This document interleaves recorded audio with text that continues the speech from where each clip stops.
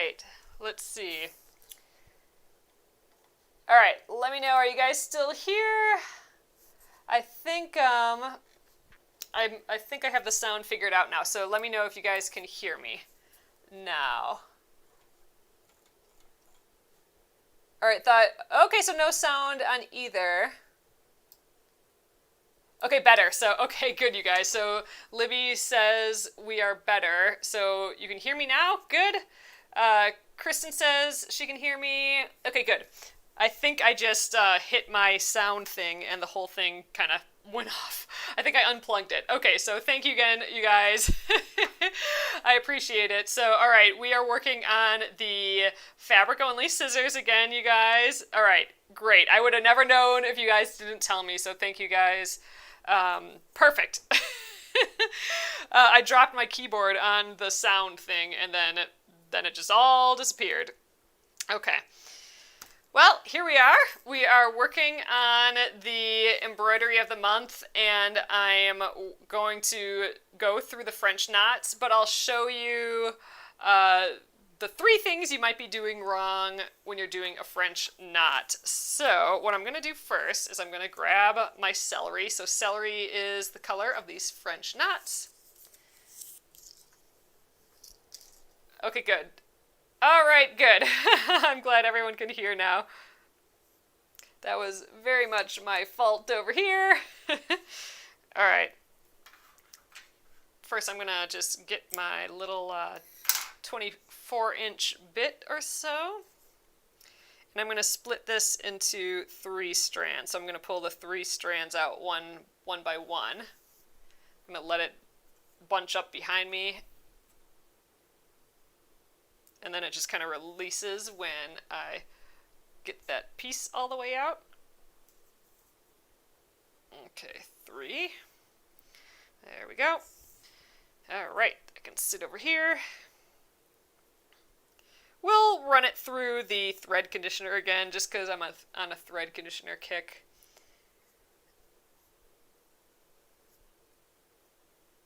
Well, thanks for sticking with me without all that sound at the beginning, you guys. I appreciate it. Ooh, Sue said they had bad storms last night. Ugh, and they knocked out your phone service and no internet. Ugh, boo. That's always a bummer.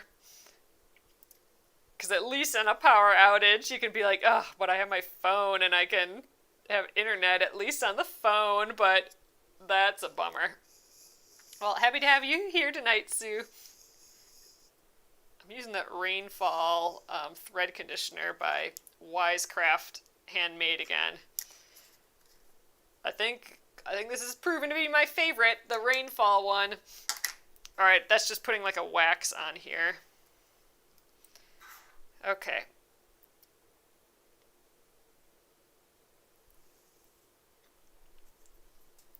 So I'm going to just tie a knot for now. But I'm going to cut all this off later. So I'm going to show you guys how to do some French knots. I'm going to show what you might be doing wrong if you can't quite get a French knot. So let me know how you guys do on your French knots, if they turn out nice or if you have any issues with them. Let me know. I'm just drawing a bunch of dots on here with my water-soluble marker. This will come out later when we take the stick and stitch off. That comes off with water, so these will go away with water too. And I'm doing it down here because I can actually use this as my away knot for when I start.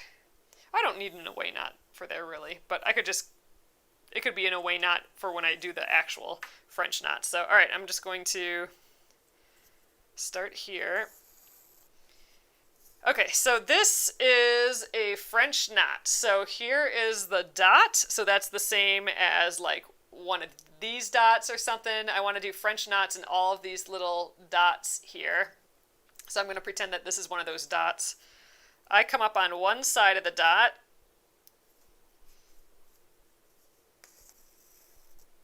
I find it super helpful to work on a flat surface like this, or if you have it in a stand, that works great too, but I feel like I need both my hands on the front for this. All right, so I'm going to hold the thread that's close to the fabric. I'm going to hold that away from the fabric, and I'm going to point the needle towards my hand. I'm like away from the fabric, and I'm pointing towards my hand there. I'm not pointing towards the fabric. I'm pointing away from the fabric towards my hand. And I'm going to just wrap around twice, wrap around the needle, so just like that. So I got those 2 loops on the needle. I'm going to hold those with my finger, and then I'm going to point the needle towards the fabric. So I'm not pointing it towards the fabric until this point. I'm going to go on that other side of the knot, or the other side of that dot there, and I'm only going to go in like halfway with the needle. I'm going to let go of my finger and then pull that thread so those loops go right up against the needle and right up against the fabric there. All right, so right like that. Then I'm going to put my finger on those knots, and then I'm going to slowly pull the thread through. So putting my finger on there, my thumb, is keeping those loops in place so they don't get away from me. And there we go. That is our little French knot right there. So, all right, so the 3 things. Yep, we are definitely going to go through the 3 things, Nora. I like going through these 3 things. I've been doing these, like the 3 things you might be doing wrong. I do this every time we do French knots just because this is a tricky one. But I've narrowed it down to you probably doing 1 or more of these 3 things. So let me know if this is your issue here. So the first thing that you might be doing wrong, you're coming up and you're pointing the needle towards the fabric instead of away. So if you point it towards and spin around, you could be doing everything else right. Tightening it to the needle there.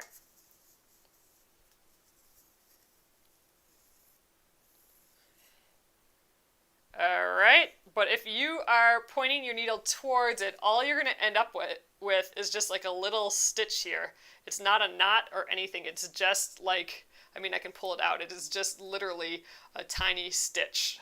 So let me know, you guys, if you've ever had just a tiny little stitch instead of a French knot. That is because, again, you're pointing the needle towards the fabric right away and then going right into the hole there. So you're not making a knot or anything. You got to point away from the fabric at first, and then you turn towards the fabric. So you're not going towards the fabric right away. So that's the first thing you might be doing wrong. All right, you guys. Yeah, let me know if you've done that one before. The second thing you might be doing wrong is going in the exact same hole that you're coming out of. So let's see if I can recreate this. So you might be doing everything else correct. So you're pointing away. You're not pointing towards. Putting your fingers on those loops. And then you're pointing towards. But you're going to go in the exact same hole that you came out of. So that's kind of the instinct, right? Because it's in one spot, that knot. So your instinct is to go right in that same hole.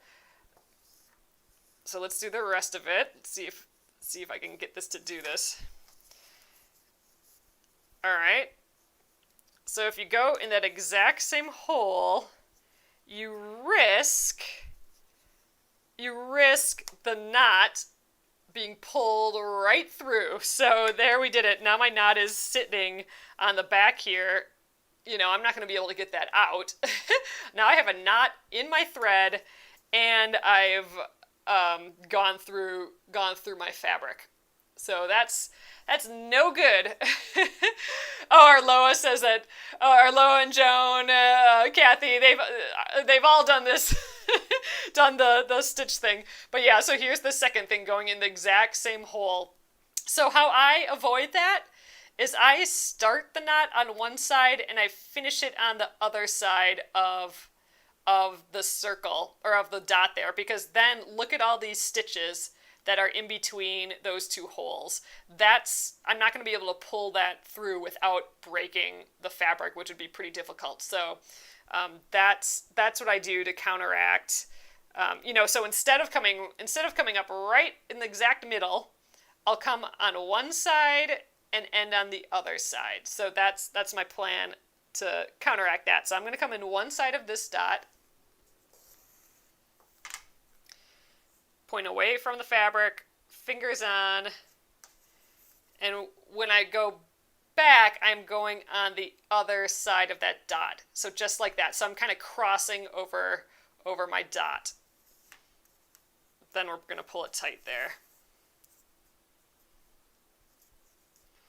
So that way, I mean, you have that, even if I pull this, I mean, I shouldn't really pull this really tight, but it's never going to pop through like it did before because I got all those threads underneath it kind of protecting it. So that's the second one. Nice. Catherine says, I find I'm making pretty dang good knots by following your instructions. Well, that's good to hear. That's awesome, Catherine. All right, so that's the solve for that. So if you have your knots popping through to the back, remember to cross over your dots. All right, so here's number 3. The third thing you might be doing wrong, and you might be doing all these other parts correct. A lot of times you might be doing more than one of these things wrong, but you might be doing everything else correct. Like I'm going on the opposite side here. But you might not pull these threads to the base of the needle. So you might just be going, and you might not be holding those threads either. So if I go through just like this, I'm going to end up with the loopiest crazy bits right here, right? So that is clearly not what we're going for. And it's not easy to get out either. So if you ever have a big loop like that, you might be doing that part wrong. So let's do that again. So here's this. You don't want to pull right through with all of this loose on the needle like that. You're going to want to pull that tight. So you can just pull through at this point, but you still risk it coming loose and ending up like that. So let's try that out. This might turn out fine, but if I like putz around with it a little bit, then maybe it'll not come quite out. So here, I mean, it's not perfectly tight. We got a couple little loosey-goosey things there. Little loop. So you might get away with doing that for a while. You might get away with that. But to ensure that you don't get a loop, instead of just pulling it straight through right here, I put my thumb, and not everyone does this, but I put a thumb on the loops right there, and that kind of holds them in place, and then I carefully pull it through. So then they won't get away from me. So there we go. That's a nice little knot. Oh no, Arloa. Why don't you direct message me your address? I'll send you a few more needles. That's no fun. All right, you guys. Oh, you've done the third thing also. So Joan says that she's done the third thing also, and Kathy says I'm still doing this one sometimes. So yeah, it's no fun to get those loops like that because you kind of gotta just cut them out, I think. So again, we're gonna wrap around. We're gonna pull those tight against the needle, and then we're gonna hold them there. I'm gonna kind of carefully pull it through until I can feel that they're all in there, and there we go. We got a nice knot there. So that's it, you guys. Those are the 3 things you might be doing wrong. So let's give it a go again. So here is the final way of doing it. I'm coming up on one side of that dot, doing it just because I have one more dot here. I'm holding it with my left hand. I mean, you can do it Ooh, should I try it backwards? Let's try it backwards. I've never done it a left hand before, but ooh, this is a challenge. Okay, so I'm doing a left-handed one now, you guys. So if you're left-handed, let's give it a go. So I'm holding it with my hand that does not have the needle, so whatever hand that may be, about 2 inches or so away. Oh my gosh, can I do this? All right, so I'm looping it around twice, and I'm going to put my finger on there. Then we're going to point towards the needle, or towards the fabric, I mean, and I'm going to go on the other side of that dot. Ooh, this is a challenge. There we go. Okay, and I'm halfway in. You can kind of see the needle underneath there. I'm halfway in with the needle.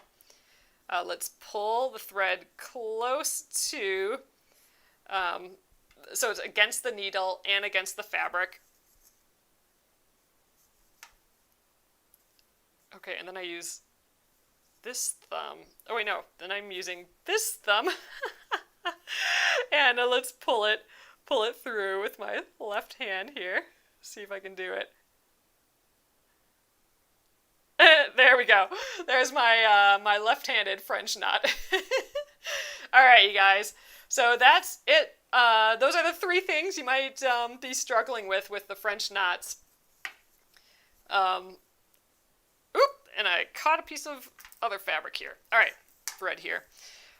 So that's what we're going to do here, you guys. So all of these guys are all the same celery color, and I think I'm going to just jump up from where we are now and stitch these all in, and then I will, so it'll be like this, and then I will cut away our piece and I'll weave in this end. I think that's how I'll do it, just kind of like what we're doing a normal away knot. So I'm going to come up here. So again, oops, sorry you guys, on one side of the knot, or one side of the dot, I mean. There we go. That dot in the middle there, one side of that. We're going to do it with my right hand again. Loop around, hold those loops, go in on the other side of the dot, pull tight, and then I get a finger or a thumb on there. And there we go, our first little French knot there. Ooh, that just pops off of there, doesn't it? Ooh, I'm excited about this. Okay, so let's just go around and do all the other ones here. You'll definitely want, your little surface to work on to do this without a surface, or unless you're in a, if you're using an embroidery stand, then you don't have to worry about any of this, but having both hands available on top is a little necessary, I think, for a French knot. I'm using my finger instead of my thumb because I'm in the middle of my piece here and my thumb can't quite reach there. Cute! Okay, keep on going. We've got a few more. So I think after we're done with these French knots, I think I'll just finish it up by doing that middle line there. We didn't finish, we got that purple, the purple interior line there to do of the handle.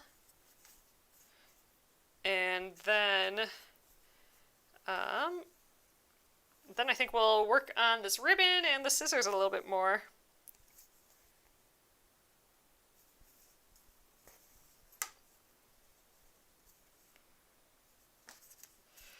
But I've seen people do like full embroideries with just French knots. Hoo-wee, man. That seems like a ton of work. I know Christy here, she's done an embroidery with a ton of French knots in. Hats off to anyone who's done that. I've never done an embroidery that's just like all French knots, or just the bulk French knots. Oh, you think your problem is you don't work on a surface. So Kathy, you can just put this on your lap, or whatever is in front of you. The point really is just to have both hands on top temporarily. So you can do this if you're in a stand, or I mean, this could be your lap. It wouldn't have to be, a table like this. A lap would work totally fine. You just need to set it down temporarily to do all this work on the top.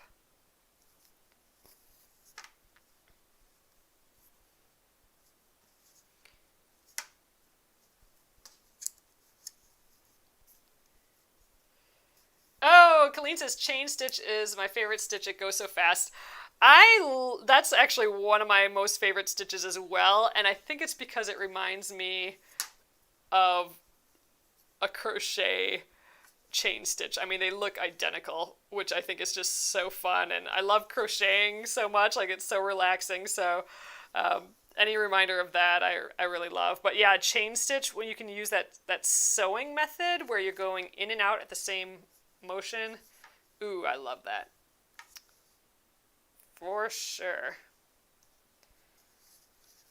All right, this is our last one here, you guys. There we go.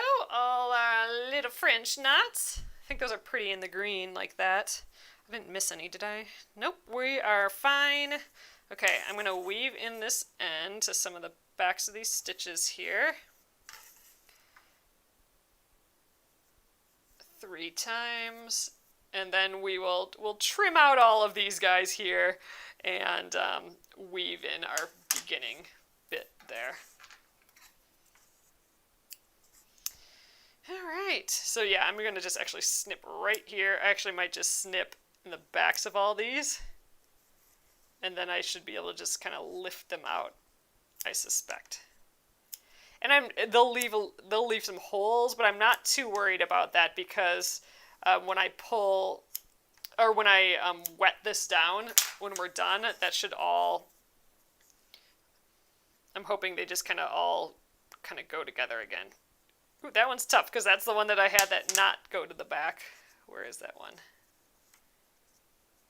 Ugh. Here, let's snip that knot away. There we go.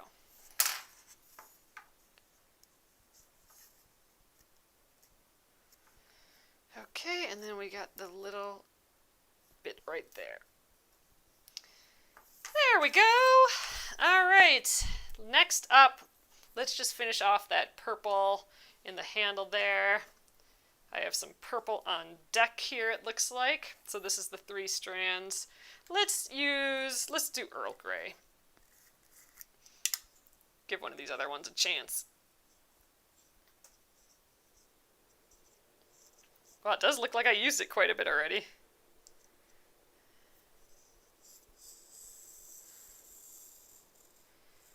All right.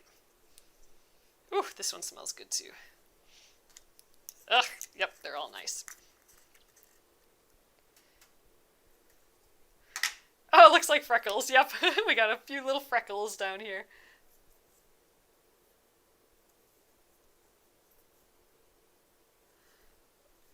Oh, Sue says she's guilty of all these mistakes. Yep.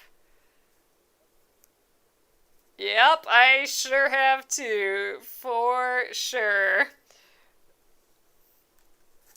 Alright, I'm going to weave in the end to the backs of these stitches, and we'll just quickly do this loop-de-loop around here. Oh, shoot, you guys. Let's do this first. Forgot about him. Let's weave in these ends first.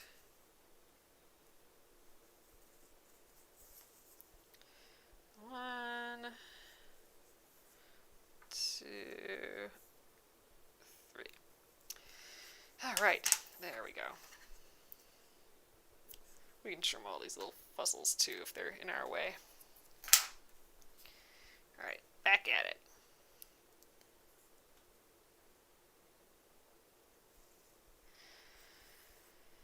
We'll just weave in right there too.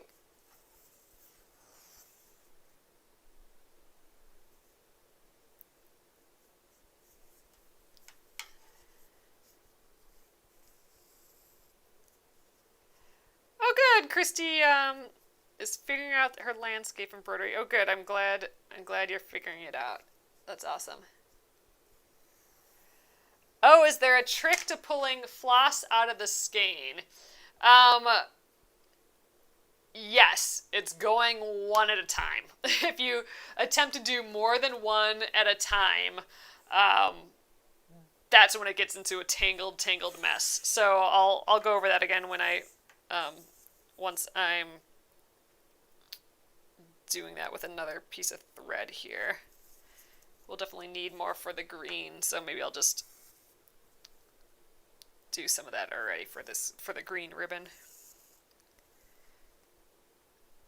But yeah, you want to hold all the threads with your finger and then only pull out one thread at a time.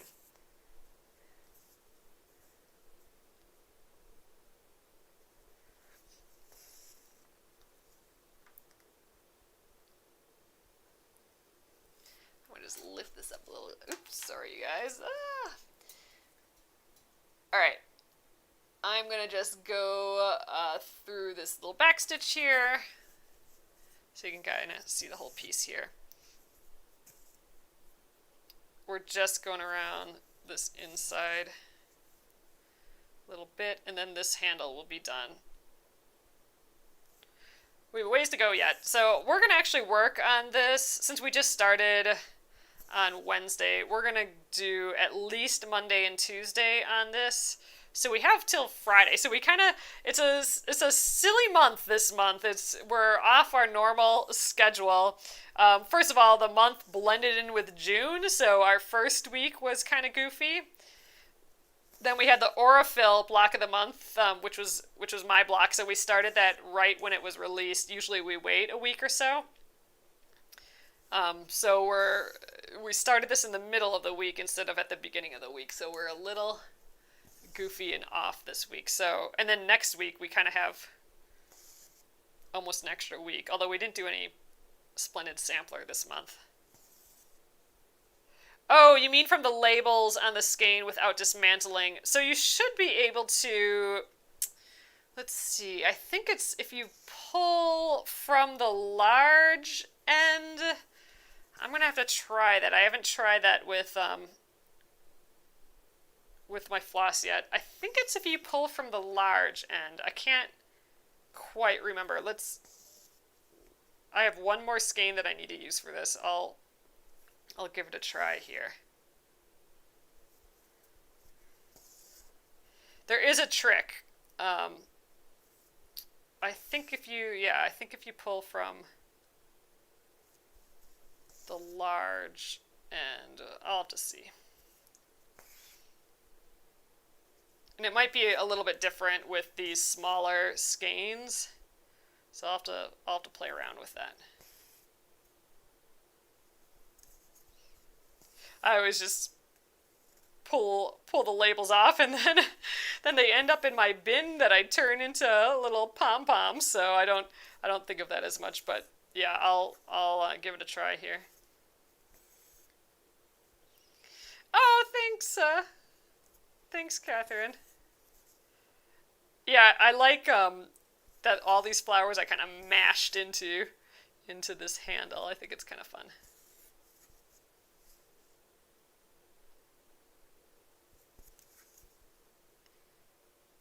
Yeah, I think I can get 3 out of this little space here.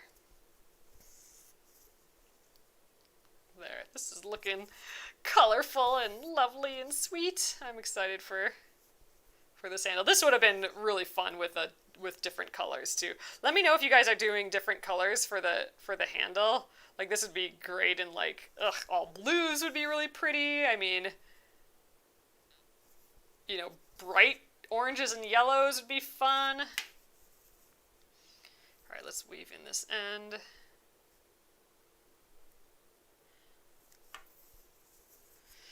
Oh, Alice, so this kit is available this month only. It's our July Embroidery of the Month, and it's on penguinandfish.com. So there is a link in the description. You can, like a direct link, so you could do that. Otherwise, it's penguin and fish, and it'll be right on the homepage. You'll be able to see it there. But yeah, it's available just, gosh, for one more week. Can you guys believe that? One more week. July's done already. Ugh. It's upsetting. All right. Here we are. We got our little handle finished, so I feel really good about that for tonight. All right. What I'd like to do is kind of do more of this green here. I want to do the green up to this line. Then I think I'm going to switch back to blue, get this little area here, and get here. And then we can kind of finish this loop-de-loop here. But I have this one more thread, one more floss color for this piece. It's kind of these little highlights on the scissors and this little circle here. And I'm going to just try and do that thing where you can just pull one of the threads. And I'm not seeing... I thought it was if you pull from the large end, but I'm not seeing the end here. So I'm going to just try pulling from the end that the only end that I'm seeing right now. And that seems to be working. So this is how you can get your floss out without getting rid of the two labels.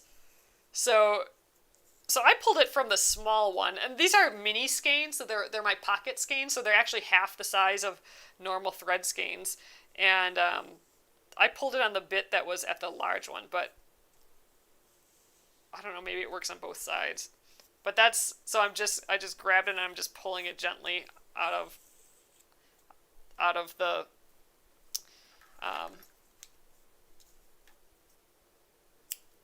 the skein there. I suspect if I would have done it the other way, like, oh, here's the other one. I suspect if I would have done it from this end, it might have just tied it into knots. But here's the other end. Let's just for the sake of giving it a go, let's just see. Yeah, so that end is tying it, is like looping it in more knots. So it's about getting the right end. So this end, if it's pulling knots, then try the other end if you see it. So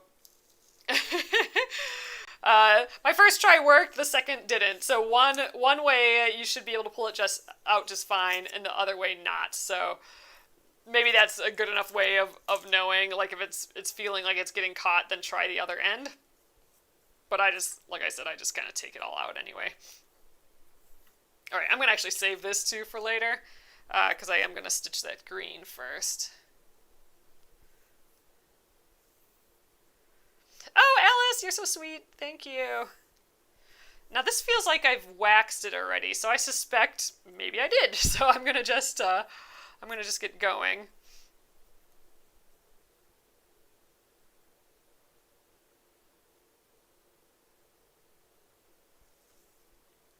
Alright, so let's weave in the end here. Ah!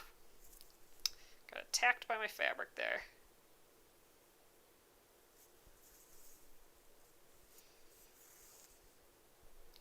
Ooh, I got a little snag here. There we go.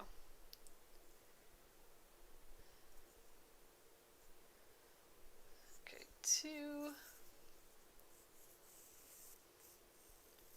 Yeah, so here's my mess of thread right here. I do like having it all nearby me. I mean, this is a lot. I mean, if I was going right from my stash, where I have it all rolled up on the bobbins, those like paper bobbins, I mean, I wouldn't have this much excess laying around. So if I were you, if I have stuff left over, I would roll it up on those bobbins and store it with the rest of your floss if you have it. What I've been doing, since I just have so much floss, I've just been throwing it in my bin of floss that this guy here. I've been throwing all my excess in my crazy giant bin of floss. And then we've just been making pom-poms out of them. And with my pom-pom maker here, we did that a few weeks ago.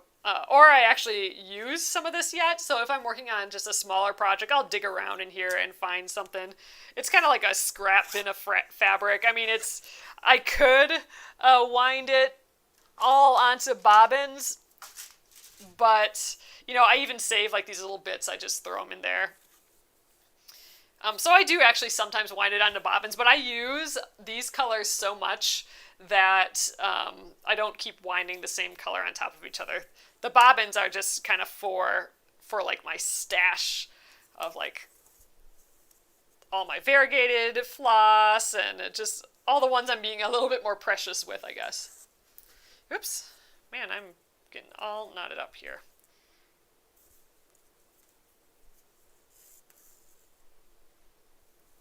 Okay, so I am just going ahead. Gosh, now I'm dropping the needle. And I'm going to just finish back stitching up to the scissors again, up to here.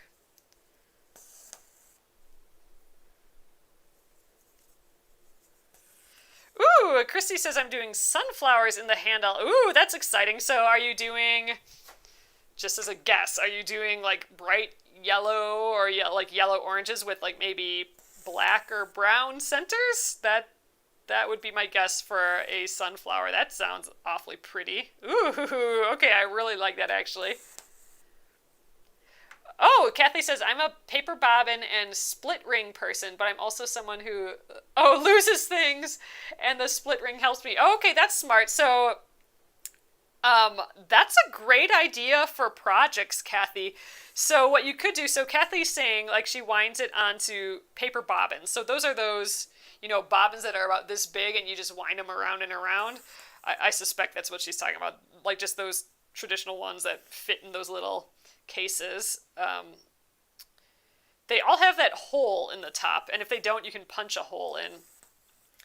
But if you put it on a split ring, like one of those metal rings that if you pull on them right, they open up, that would be a great idea for storing all the colors you need for a project, like especially if you're working on a large project or you're traveling. Like this, for example, has a lot of colors, right? So if I had them all on that split ring on the bobbin, I could, very, very easily bring that with me wherever I was. I really like that idea. Yeah, that's a great travel idea. I like that a lot.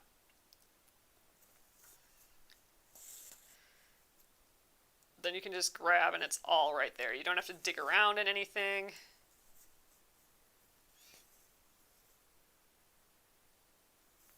I like it.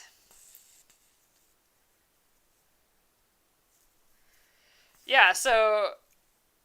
Oh, so that's what Kathy says. She says she does it by the project like that. Yeah, because I, for example, those containers that have all the bobbins lined up in them, I have about 10 of those. So, yeah, no, I'm not going to carry 10 of those around for a project if I might need that color. So if I pick the colors beforehand out of all those 10 different boxes, then I can just have them all right there. That'd be pretty awesome. I like that idea a lot. Oh yeah, Sue says that she has 4 cases that hold 100 colors each. Oh dang, that's a lot. Yeah, counted cross stitch. You do need a lot for that. That's for sure. Oh yay! So Christy says she'll post the sunflowers when she's done with them for the handle here. So posting them in the Penguin and Fish Crafters group on Facebook. Ooh, yellow and orange with dark brown. Ooh, it sounds so nice. Oh, I love that idea. Oh, I bet you it's just so bright and happy.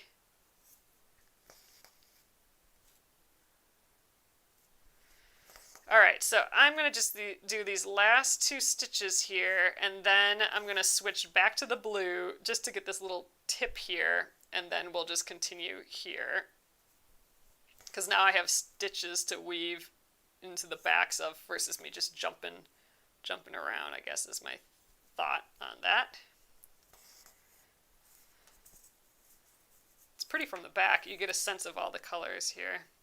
I would like to finish this piece next week because I want to show you how to take the stick and stitch off.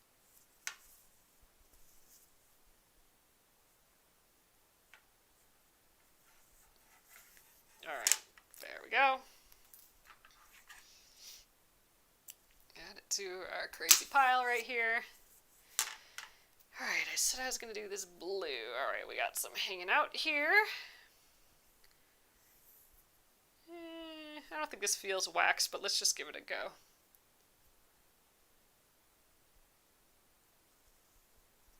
Okay, so I just want to get this little tip here, and then I'm going to just jump up. I have stitches from here to here.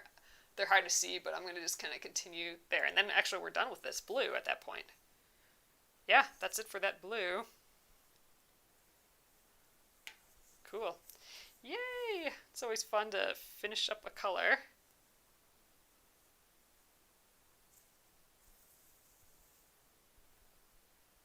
Ooh, we might actually, oh wait, no, never mind. I was thinking, oh, we might actually be done with this dark green, but we're not. We got to do this other, the top loop of this ribbon.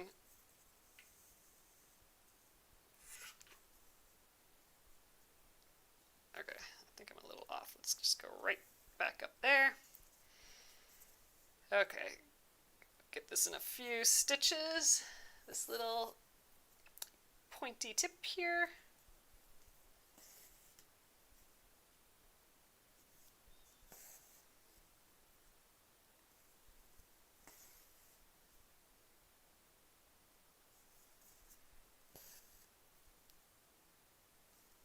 Alright, and 3 or 4 back up this way. I think we'll do it in 3.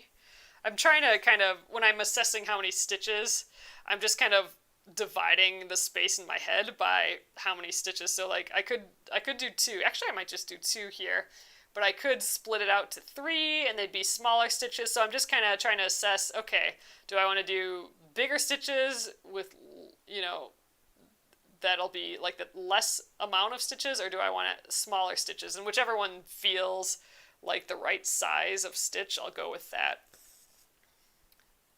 But I am, as I approach, like as I get to like that ½ inch mark, I am kind of assessing how many stitches is it going to take me to finish, get to the end of the line, and I'm dividing up the space like that. Okay, I'm gonna just weave in the back right here. Instead of leaping up, I'm just gonna weave in the back of this green stitch, and there.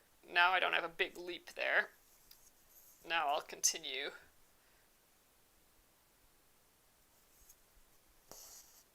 this.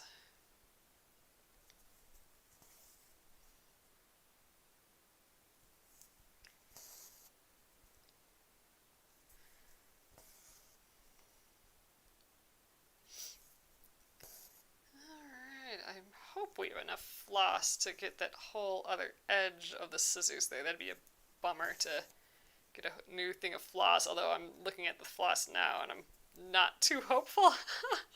I might have like a couple stitches that I might need to do yet. Ugh, that would be a bummer.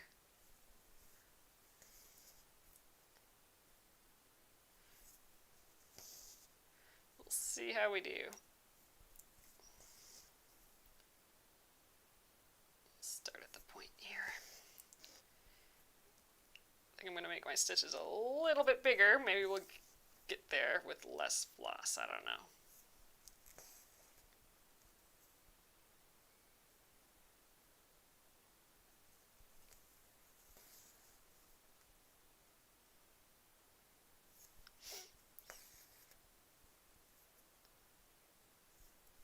Alright, I think we'll have enough. We're playing thread chicken right now, though. Maybe we'll do that light blue since I got some of that out already.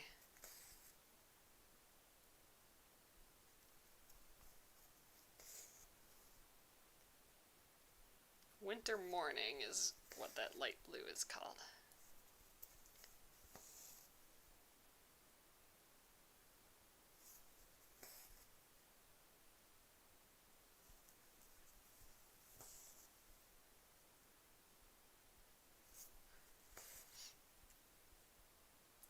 Okay, I think we're gonna make it just fine. Okay, I feel better now.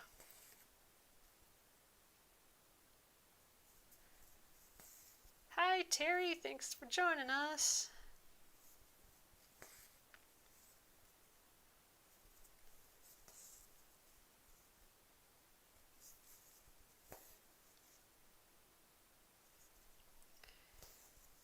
Alright, this is gonna be it for the blue. It's just for the little blades here. And I had plenty, I didn't have to be scared.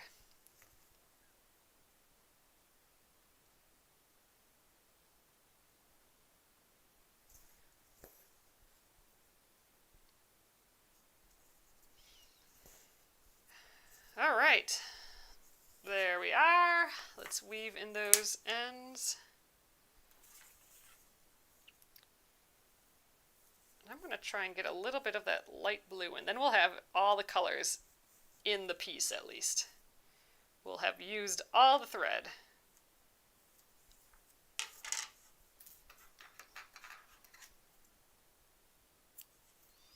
Okay. All right, I already cut that piece, and we hardly need any. I didn't need to cut this much, but oh well. Let's do our 3 strands.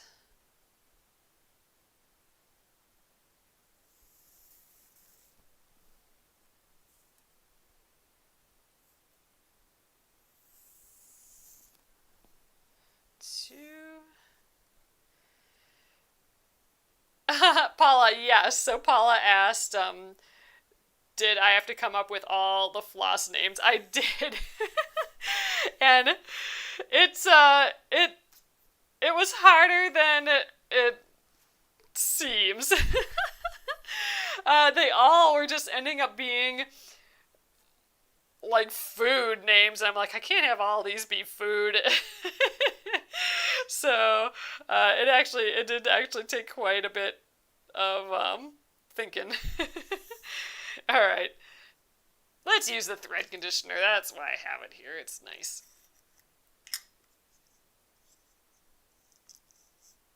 It was definitely fun though. I had a nice time doing it.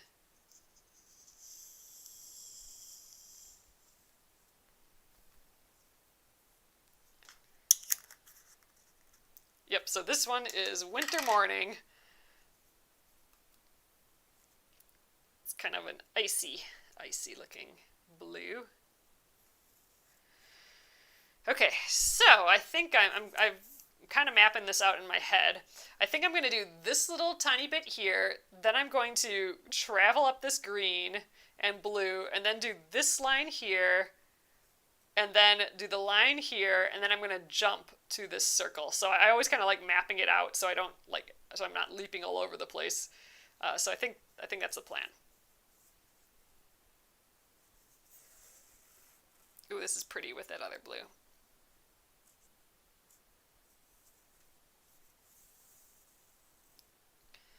Alright, back and forth 3 times. Oh gosh, yes, I pulled this piece far too long. I'm definitely not going to need this much floss. Although that sounds like famous last words too. Alright. Here we are. I think we can do this in just 2 stitches.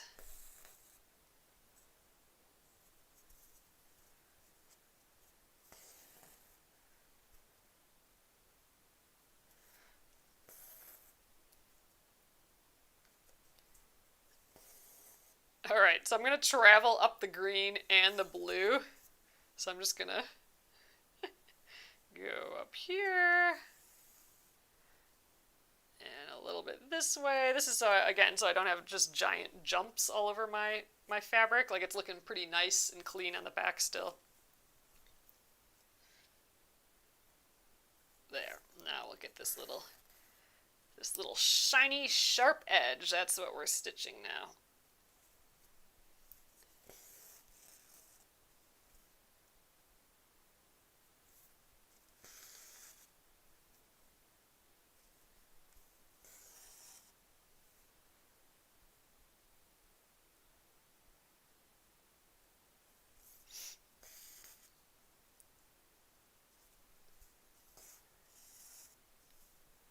We should do a cross stitch here sometime. I'm sure a lot of you have done cross stitch before. There's a material where you lay the material down onto another material that isn't the cross stitch, like even weave cloth, and then you pull out all those stitches. I've never used that, but I've always been curious about it. Maybe we could do like a cross stitch. You know, we could do a cross stitch once for the embroidery of the month. That would be cool. When you have the floss for sale, will it be full-size skeins? Nope, they will be, I just have the pocket skeins, so they'll always be like these little skeins. I kind of like the little skeins, then it's just right for a project. Smaller projects like these.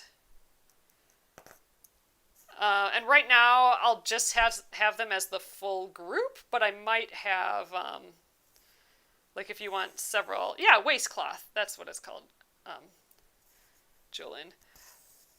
Uh, but yeah, I might start putting like groups of it together, just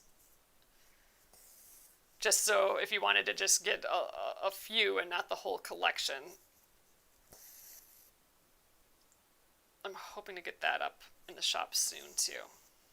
Screamer waistcloth. Yeah, so it's where you cross stitch onto the waistcloth, but also onto like another, like a pretty fabric or something, like a quilting weight fabric. And then you pull out all the little pieces of that waistcloth, and then it leaves the stitches and it leaves it on the pretty fabric. I've seen that, always thought it was interesting, and never have done it. So I started with cross stitch, and I, totally love it. The shocking thing about cross stitch, after you've done embroidery for a while though, is how long it takes. It is no joke. Cross stitch, we would not be finishing a piece this size in this amount of time, that's for sure. Oh, interesting. So Kathy says I have a kit that has the cross stitch on the sticky selvie, this like this, so that it can be put on any fabric. So yeah, so kind of like that. That'd be fun too. Yeah, you just have the grid really, and I much prefer counted cross stitch versus when it's printed on top of the design already, printed on top of the fabric already, just because I feel like it's more magical. Like the design reveals itself on a blank piece, versus just stitching over something that's already there. Oh, Sarah, so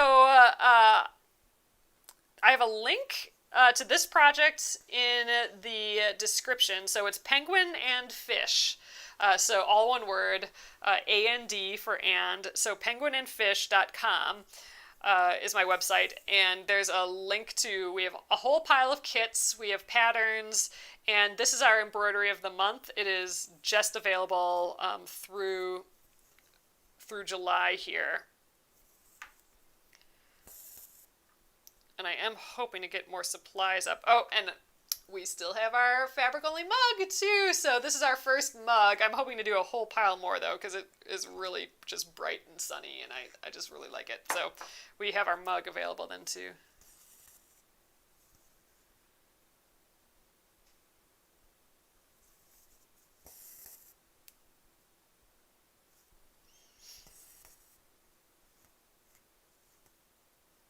Oh, Christy says, I'm so bad at counting, it's not one of my superpowers for the counted cross stitch. Yeah, I like the magic of it. And it's relaxing. That has some of the same relaxing properties that like knitting and crochet have, I think. You just, okay, I got to do seven cross stitches here.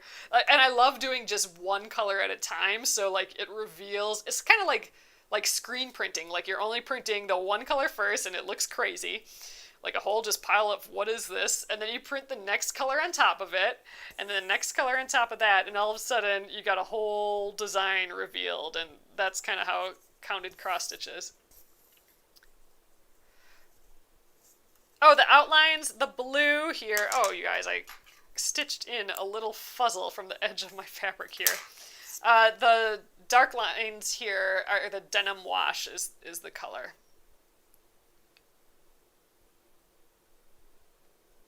It's that slightly darker blue here.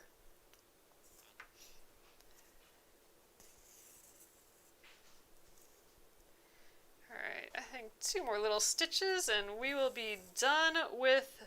Gosh, we'll be done with this color then too. So 2 colors finished today, both blues. And we just started this one today too, which is fun.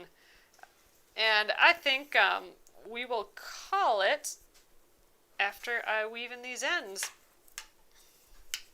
Ooh, they're looking cute from the back here. Yeah, so on Monday we will continue with this, and Monday and Tuesday for sure, and maybe we'll take Like, I'm just trying to predict how long it's going to take to finish this. Maybe we'll take off the stick and stitch. Yeah, I think this is going to take at least 2 days yet. So I think we'll take off the stick and stitch on Wednesday. And then we'll have a couple days. Oops, don't want to take that off yet. A couple days this week, this next week, to work on something else before the end of the month. So that'll be fun. But there we go, you guys. Got all of our French knots done on this handle, at least. We got this whole thing to do yet here. I think we're going to probably come back last to that. We'll continue on Monday. I want to get this rest of this ribbon done. We have all these inner stitches here. So that's the celery, the lighter color is this running stitch, that like inner bit of the ribbon there. I think I want to get this ribbon done, so we'll do that first. Then I'm kind of wanting to get all this done, and then we'll come back in and do the text, I think. But there we go. I think we did pretty well today there. So, all right, you guys. Okay, so let's take a look at it so far. All right. Oop, just shaking. There we go. So, ooh, that is popping now with all that pink in there. And I really like those the green little French knots in there. I think that was really fun. All right, I'm excited. It's starting to come together for sure. It'd be fun just all in black too. This actually would be a fun design to do, just like all blue work or red work, and that's where you stitch black work, white work. That's where you stitch the entire design with one color. Just those one color designs, they're just classy and look awesome. I think this would be a really fun one to do, all one color like that, like red, this in red work. Ooh, that would be cute. That'd be really Christmassy too, even with all the red. Ugh, might have to do a Christmas one. All right, you guys. Thanks again for joining me this week. It was a fun week working on the Aurifil block and working on this embroidery of the month. It is still available, the bundle, till the end of the month, and the bundle does come with the entire collection of 23 of those mini skeins, those pocket skeins, and the fabric and that stick and stitch piece and a needle as well. So that will stay in the shop till the end of the month, along with just the digital pattern. It comes with the digital pattern as well, the bundle. And then the mugs, I think we'll keep in the shop. So this will be available after the month as well, the fabric only mug, if you were waiting on one of those. So thanks again, you guys. I will see you Monday. Have a fabulous weekend. Good night.